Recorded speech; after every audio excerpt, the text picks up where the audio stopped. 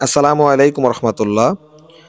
প্রিয় গ্রামবাসী, দেশ বিদেশে ছড়িয়ে থাকা সকল প্রিয় ভাই বোনদের জানাই পবিত্র ঈদুল আজহার শুভেচ্ছা। ঈদ মুবারক। কুমিল্লা জেলার বুড়িচং উপজেলার ইসাপুরা গ্রামের এই সুন্দর কেন্দ্রীয় ঈদগাহটি আপনাদেরকে আজকে একটু দেখাবো ঘুরিয়ে ঘুরিয়ে। এই যে আমরা ঈদের জামাতে একত্রিত হই, তাকবীরের ধ্বনিতে হৃদয় ভরে ওঠে।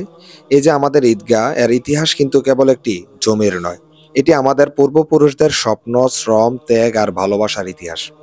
বাংলায় ১৪০১ সালের ৩০শে বৈশাখ এই তারিখে প্রতিষ্ঠিত হয় আমাদের এই কেন্দ্রীয় ঈদগাহ। আমাদের দাদা পরদাদাদের অক্লান্ত পরিশ্রম আর ত্যাগের মাধ্যমে গড়ে ওঠে এই পবিত্র স্থাপনাটি। এরপর সময়ের পরিক্রমায় যারা দায়িত্ব নিয়েছেন, তারা মেধা, শ্রম ও অর্থ দিয়ে ঈদগাহকে করে তুলেছেন আরও সুদৃশ্য, আরও পবিত্র।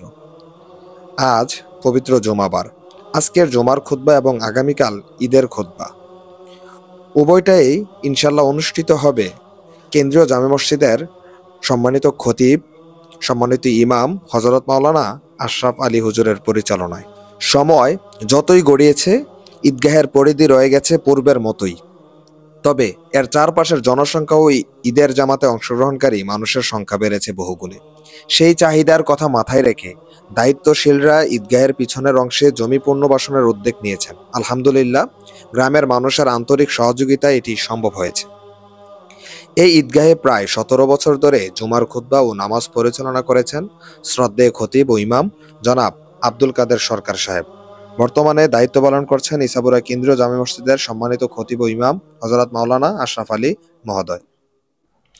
ঈদগাহে প্রবেশের পথটা আঁকাবাঁকা হলেও সে পথে হাঁটতে হাঁটতে আপনি আবিষ্কার করবেন এক অপার্থিব শান্তি।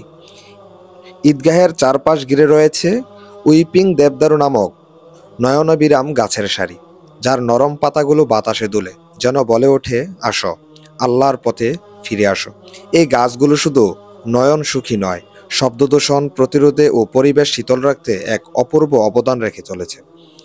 ঈদগাহের পাশেই রয়েছে পবিত্র অজু করার পুকুর ও ঘাট, যা শত শত মুসল্লির জন্য অজু ও পারিপার্শ্বিক পরিচ্ছন্নতায় সহায়ক। এই ঈদগাহ আমাদের ইতিহাস, আমাদের আত্মার পরশ, আমাদের ইমানি ঐক্যবদ্ধতার একটি অমূল্য নিদর্শন। ঈদের দিন এখানে তাকবীরের ধ্বনি যখন আকাশে ভেসে ওঠে, তখন যেন আল্লাহর রহমতের দরজা খুলে যায়।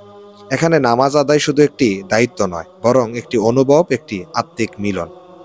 পরিশেষে আসুন আমরা সবাই মিলে এই ঈদগাহকে সম্মানের সাথে দেখে যাই, ভালোবাসি এবং আমাদের ভবিষ্যৎ প্রজন্মের জন্য রেখে যাই এক অনন্য নিদর্শন।